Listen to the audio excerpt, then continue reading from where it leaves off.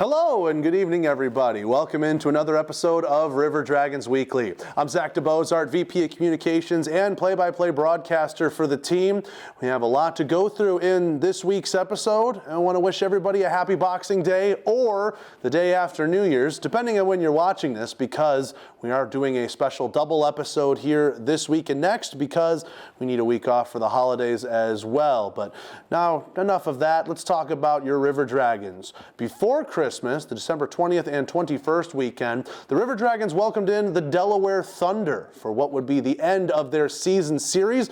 You'll remember the Delaware Thunder and the River Dragons played in the first weekend of the series over in Harrington, Delaware. This time the action was in the Columbus Civic Center, and we have highlights. Here's how Friday's game looked. Marker still with it, left wing circle, spinning around a couple of times. He's got possession, looking for some space. Ozelinch clogging up a passing lane. Back to the center point, Charlie Pence Jr. His shot deflected, and they score. Taylor Cutting got a deflection on that. Nothing Rutledge could do. And there's 1:47 left to go in Wright's major penalty. Here's Kalinin, full head of steam through the neutral zone. Now he's in center ice. Big check laid on there by Ozelinch, separated him from the puck. Masters, right wing corner. He's tied up with Limer. Now right circle with it, tight into the middle. Kalinin, he scores! Kalinin with the hustle, getting across the crease and outstretching Rutledge. Pass ahead to Ciamello, right wing side. Ciamello with Santapalo in his right wing. Ciamello dropping it back right circle. Santapalo rims this one around. Back for Ciamello. Now left wing circle with it here. Ciamello leaves it back. Left point. Shot coming in from Ozelinch. He scores! Might have taken a tip in front, but the River Dragons get one back 2-1. Rimmed around, red line, found there by Trumbley. He'll lay it off to Krupp, still trending back towards his own zone. Now a pass off the wall for MJ Graham. Graham right point to Krupp. That one kicked off of his skates. Left wing corner though, gets it to Bondarenko. Bondarenko rubbing shoulders with Contrado. Back for Graham behind the net. Graham, left wing corner, spinning away from a check, playing it to the middle. Krupp scores! Beauty of a feed, one-timer. Krupp's got his 10th, it's 2-2. In the neutral zone, now left wing side, 3-on-2 as he hits the line. Kalinin, good deke, getting to the middle, and Jake Howie pushed him away to the right wing circle. Kalinin still with the puck, cuts to the middle, left it there, Masters, and he scores. Kalinin, good drop pass in the middle of all of that stick work. McIntosh had a stick lifted by Graham, and Columbus will re-enter the zone on sides. Laying it off right circle to Krupp. For Graham, high slot, he scores! MJ Graham, welcome back to the lineup. He ties the game 3-3. And Contrado will backhand it out to center. 13:45 left to go here in the third. 3-3 our score, as MJ Graham now has his 10th goal of the season, the Montreal native. Here's CJ Hayes, left wing side, pass across, right circle, Lirakos, back for Hayes, left circle, save made, rebound, Ciamello scores! Mike Ciamello on the rebound, gets it over the line, Columbus has the lead! In between the two benches, Ciamello battling with Litke right along the red line. Puck leaks free for Santapalo. Good move around a man. Left circle, Santapalo back in. Score! Santapalo, what a move! Reaching back, knocked it into the net. 5-3. Tundle will find it. Will backhand chip this one to the red line. Trumbley has it there, and Tundle took a big counter check from Paulus. Taylor Cutting not happy about it. Lirakos will go after Cutting, and Lirakos and Cutting are going to drop him. Well, the linesmen are getting in the way. Now they let him go. Lirakos connects with the right, knocks off Cutting's helmet, and Cutting falls to the ice. Lirakos on top, and the crowd loves it. Ciamello rimming this one around to the near sideboard. Santapalo with it here. Santapalo trying to get it to Ciamello. Body check there, laid on by Kostyakov. Ciamello up the wall, right point. Trumbley fires a shot. He scores! Wyatt Trumbley got that short side on Taylor, and it's turning into a rout. 6-3. A big win for the River Dragons in that one. Those 4 unanswered goals in the third period really got the team feeling good. The momentum was rolling. And again, it always feels good to break a bit of a losing streak like you heard there in the highlights. So with that in mind, that set up the opportunity to go for the team's first ever weekend sweep on Saturday night against the same opponent. Let's see how that one looked. One go by him behind the net, but Monticello couldn't get to that puck in time to create a scoring chance. Now Demon to the middle, young turnaround shot. That one hit Monticello in the feed. Loose, and they score. Rutledge dove after the puck, missed it after it bopped off of a body. Looked like it was a Farmer and Municello battle. In over the line, stops up top of the circle. Santa Paula right point, over to Limer left point, walks it, fires it back door, and that one went through Levi Lynn's feet. Lennartson up the wall, back for Limer. 18 seconds left in the 5-on-3. Lennartson, bottom of the circles, back door to Lynn, he scores! Levi Lynn, the former Cottonmouth, now with his first as a River Dragon, and it's 1-1. Stick lifted there by Masters. Farmer will chop it, and now he feeds MJ Graham. Graham, left wing side, in over the line, tried to take it through the legs, and he forgot the puck. Here's Masters back the other way for Delaware. Pass to the left wing for McIntosh. Now dropping it back to Cutting. Left circle, looks, fires, and scores. Taylor Cutting, not known for his goal-scoring ability, but looked like a bona fide sniper right there. Having some fun down here in Georgia with his team. Back underway, look out, Follis, open left wing side, pass across to Hayes, he scores! Just like that, right back at CJ Hayes, and it's 2-2. As that's now being announced, look out, Follis with a chance there in the slot, as the Delaware defense were all out of sorts. Here's Brennan Young, left wing side, that one can't get out, CJ Hayes holds it in, right point, nice stick handling along the blue line. Hayes dropping it back, right circle, here's Tremblay with it now, Tremblay drives, he scores! Right back, Columbus is firing them in on Taylor, and it's 3-2. McIntosh back the other way, right circle, pad save, rebound, they score. Not a shorthanded tally as Contrado came out of the box, but a pad pass by McIntosh. Delaware slots it home, and we're back to a tie game. It's 3-3. Corsi stats for those of you out there that follow that. If it's a Corsi shot, then well, oh, look at that. Delaware scored off the draw. Short side, Brandon Contrado puts a power play goal in. And that offensive zone draw for Delaware turns out to be huge. Up there, that's the 6. Marker wins it. Devine tries to work it out. It's tied up in the feet. Hayes to the middle. Dimmitt nearly had it there as Contrado read it. Now Contrado back the other way to an open wing. Ryan Marker walks into the zone and scores. Obviously not the result the River Dragons wanted there, but still taking 3 points out of 6 from the Delaware Thunder was a very good thing for the team. Got a win under their belt to negate that losing streak that they were on. And now with a look ahead, a 3-3 with the Danville Dashers. Or we've already played that 3-3, depending on which week you're watching this. Some big games coming up, though, and we'll talk about the upcoming schedule and how the rest of the league did later on in tonight's episode. We've also got Ivan Bondarenko, who will be joining us for the special double episode in just a little bit. But do want to tell you about some of our upcoming promotions that we've got and a special game that the River Dragons are hosting in the state of Georgia, but not at the Civic Center. So on Sunday, December 29th. And again, this has already happened. Don't worry, another one comes up on Sunday, January 12th. So December 29th and January 12th, the River Dragons will be in Athens, Georgia, having professional hockey make its debut in the Classic City. Atkins Ford Arena at the Classic Center.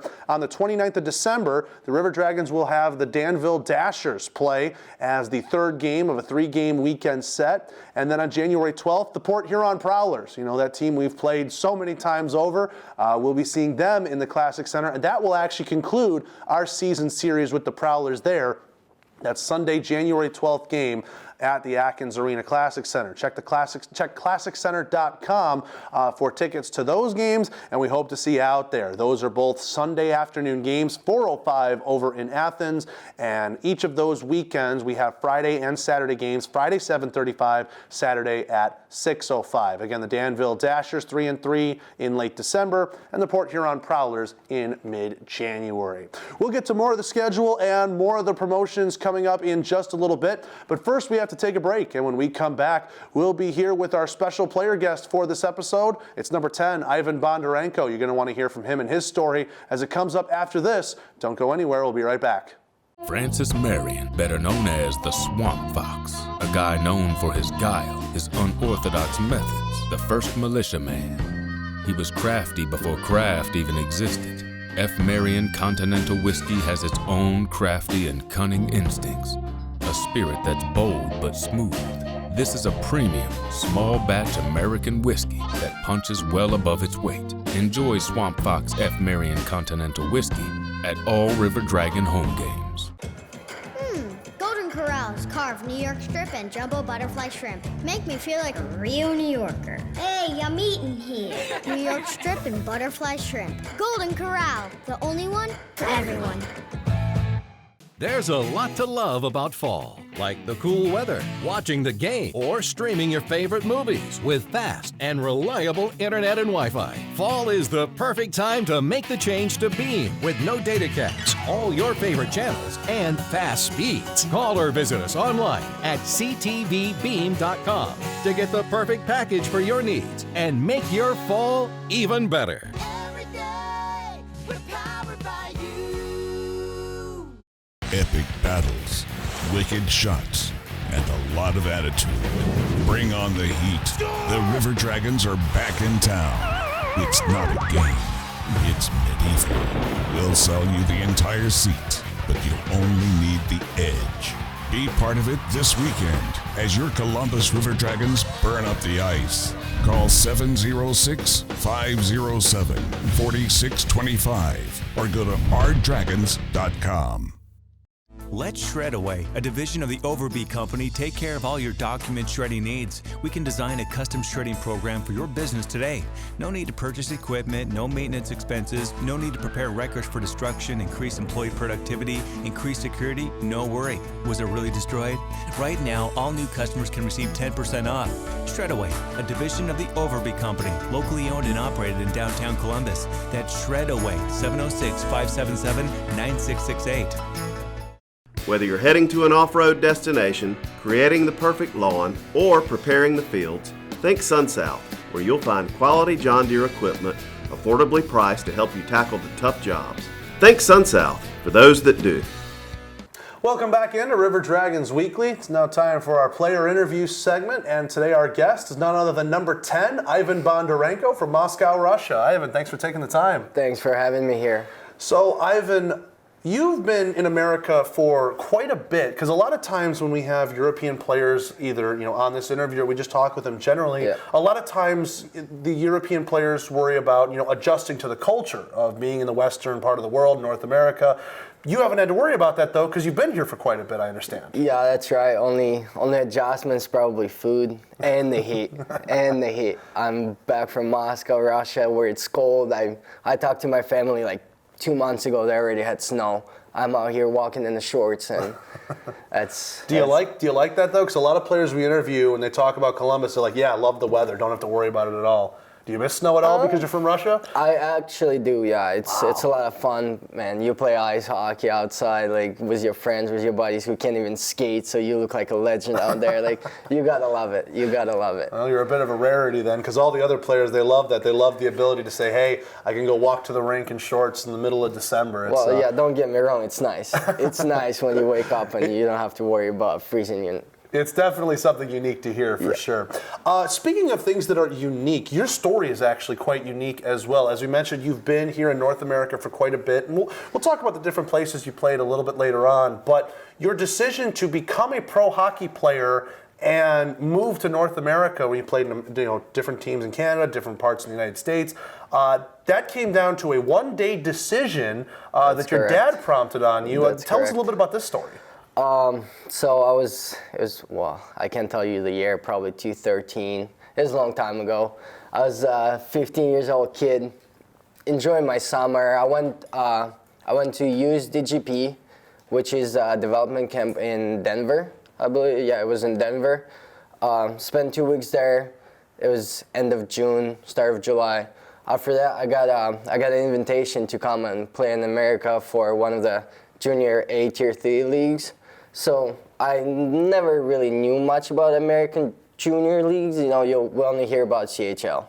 That's what we hear about. We hear about USHL as well, but we don't go deep into what's under it. And those are the very top of the top. So Exactly. You're playing at stuff that you might not have recognized. So you got the invite to the camp, and then what happened after that, especially when you got back home? I got back home, and after that it started to come around with the decision to make it, and it was a long summer. I can tell you it was a very long summer. It was a lot of pros and cons to going and not going into it. Of course, my mom wasn't a fan at all. She wanted me to stay. I'm her baby. She wanted me home, but My dad got eventually tired of me going back and forth with my decision, so he actually gave me a day. He said, hey, you have 24 hours, sit down, think what's right for you, think what's best for you, and we're going to help you with that. Whatever choice you make, we're going to help you, we're going to push you through it. So I slept on it, woke up, all confident, came to my dad, I was like, Dad, I'm going to America. He's like, all right, cool. Nothing else. That was a quick, simple conversation. I go back to my room. 3 hours later, I'm questioning myself. I don't want to go. I don't want to leave my family. It's my home. Barely speaking English, so I was like, I don't think it's the right choice. I go back to my dad. I was like, hey, Dad. He looks at me. He goes, nope, I already bought a ticket. So there's my one-way ticket to America. Oh, wow. Yep. But in all fairness, I will give them a credit. My dad flew in probably a month after I was in America. I had a hard time. It was hard adjustment. Still 16 years old, only new country, new people. Can't have friends because I can't talk. So it was difficult. But he flew in. He stayed for a week with me. So that helped me through. And I'm still here, so. Yeah, I was about to say, from 15, 16 years old to make that big of a decision, obviously you couldn't take that lightly. You said you slept on it, but I mean, was it easy? Was it an easy decision? I mean, when you woke up that day, you thought, all right, yeah, this is absolutely what I'm going to do. Even though you did say you wavered, but was it an easy decision? It was not. It was not at all. But every kid dreams to play NHL. NHL is in America. It's in Canada. It's in this part of the world. So that was probably one of the biggest parts that just go, and you never know when you're gonna have a chance like that again, right? Mm-hmm. So I had to take it, but like I said, question myself a few times. Well, I got to say, we definitely are happy with the decision you made, because now you're here, you're a member of the River Dragons. When you came to America, you played in a place called West Sound, then you were in Wenatchee, which is in Washington State, yes, correct? That's correct. And then you were in Aspen, and then where you really spent the bulk of your career, in juniors at least, was Oklahoma City, where you got to meet Gary Gill, who was with the team for a little bit, and you had that relationship going for you, and that really helped you to get here to Columbus, didn't it? Yeah, that's correct. It was, I think it was the end of July when Gilly called me.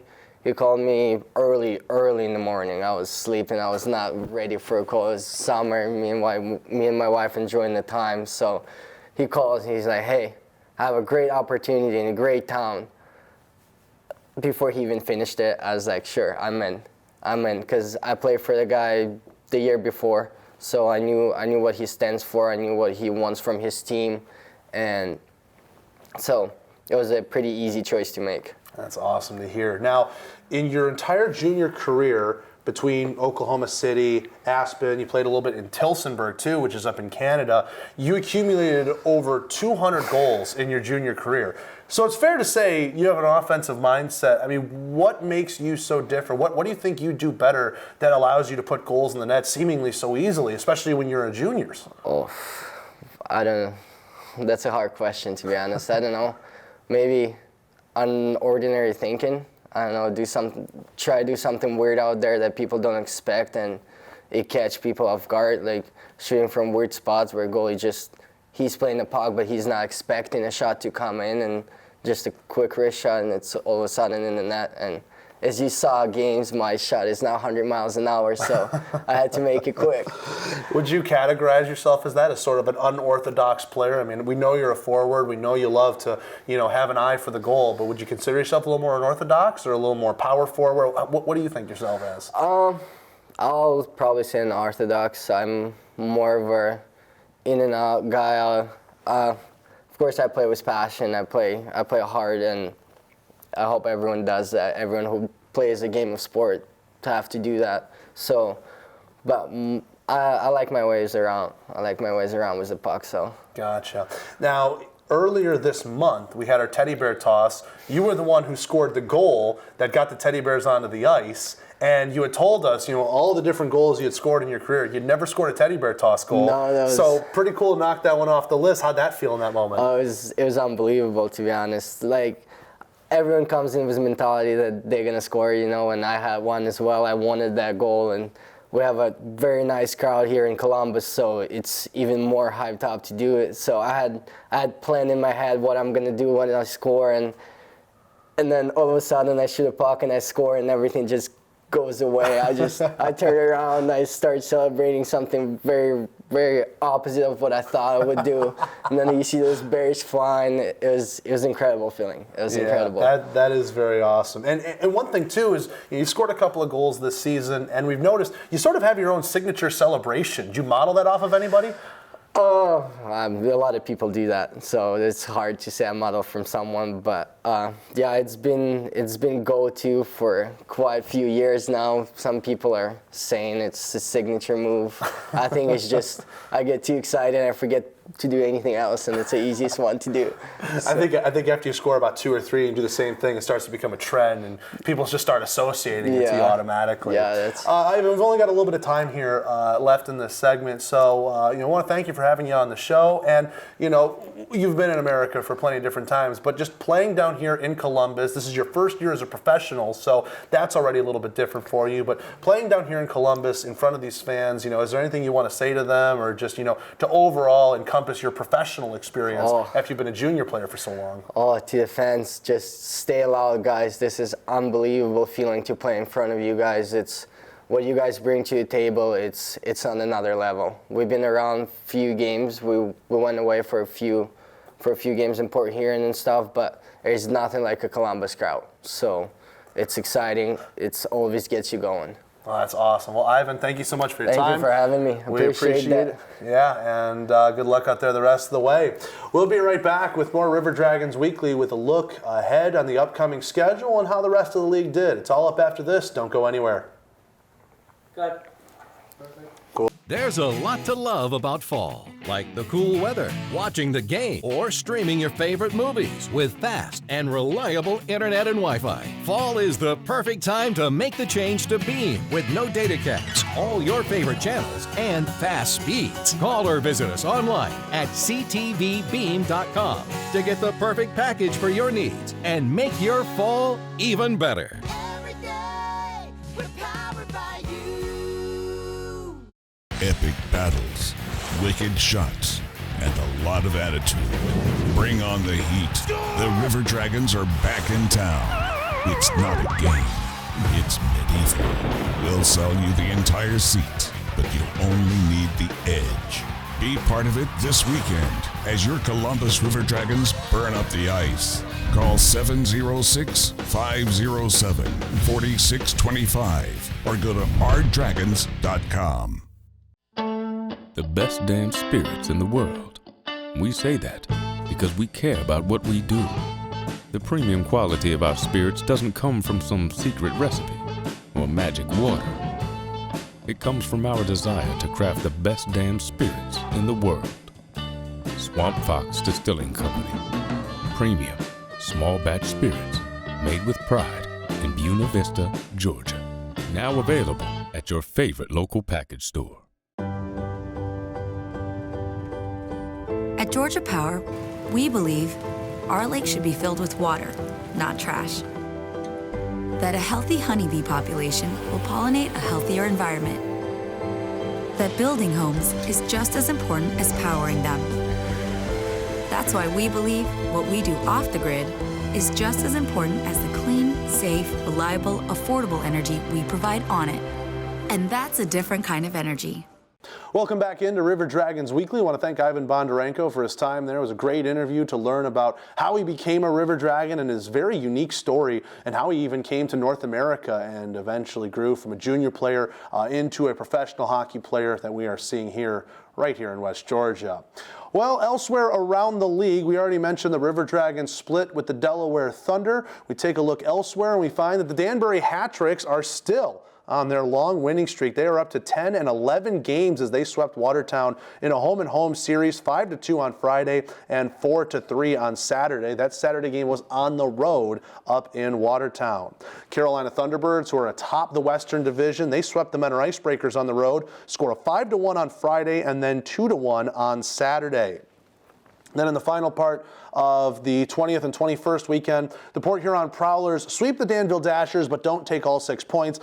They win on Friday 4-3 in overtime and then win 5-3 on Saturday. So they take 5 out of the 6 points. Danville gets the 1 point for the overtime loss on Friday. With that in mind, let's take a look at how the standings stack up so far before Christmas. Again, because this is a special double episode, you might be seeing this the day after New Year's in 2020. So these standings will be a little bit outdated, but bear with us. This is where we are at the time of recording. As we mentioned, the Danbury Hat-Tricks continue to lead atop the Eastern Division with their 11-game winning streak. They're on 40 points through 19 games played, starting to get some distance, but that middle ground still very interesting right now. Watertown, 34 points on 19 games played. Menor has 33 points. Elmira has 32, but because Elmira has played one less game, by points percentage, they're technically ahead of the Icebreakers. So Enforcers in third, Icebreakers in fourth, and the Delaware Thunder, as we've seen, they got those 3 points. They're now at 12 and 18 games played, still quite a few back from the Menor Icebreakers in fifth. Over in the Western Division, no real change that we can see. Port Huron does jump ahead of Danville, get to second place. However, they had that by points percentage earlier on, so we'll work on that. I'll tell you about that in a little bit. But Carolina, 52 points on 19 games played, still over 900 in the win percentage. Port Huron, as we mentioned, jumping Danville, second place. They're at 33 points, Danville at 31. Your Columbus River Dragons are at 21 points through 18 games played. That puts them in fourth place. And again, Battle Creek, you see them right there, 0-22, still looking for their first points. They've only got one more weekend to do it. Otherwise, they'll have to look at it in 2020 and unfortunately would have to suffer through a winless and pointless 2019. Looking ahead to the upcoming schedule, first for your River Dragons, as we mentioned, they take on the Danville Dashers in a 3-3 set Friday and Saturday night at the Columbus Civic Center, 7:35 on Friday, 6:05 on Saturday, and then a special Sunday neutral site game in Athens, Georgia. It's professional hockey's debut in the Classic City. Athens, Georgia has the Atkins Ford Arena at the Classic Center. Tickets are available at classiccenter.com for that one. It's a 4:05 puck drop on Sunday. Hope to see some of the fans from Columbus out there, but of course want to see the fans from Athens who have Georgia Bulldog Club Hockey out there. UGA has a club hockey team. Will be playing in their building on their sheet, so very excited to see if the Dog Pound comes out and supports the River Dragons as well. Of course, the in-state team here in Georgia. Well, that'll just about do it for this edition of River Dragons Weekly. A big thanks to Ivan Bondarenko, who was our player interview in tonight's show, and thanks to the fine folks at CTV who helped put this show together behind the scenes with us, and thanks to everyone at the River Dragons front offices who allow us to do this show here for you and get you everything you need to know about the Columbus River Dragons. We'll see you this upcoming weekend, depending on which weekend you're seeing the show. Friday, Saturday, Sunday against Danville, 27th, 28th, and then the 29th is at Athens, Georgia, or January 3rd and 4th, Watertown Wolves. And remember, Superhero Night on that Saturday night game against the Wolves. I'm Zach DeBozart, the voice of the team. We'll see you then. Have a good night, everybody. Happy holidays.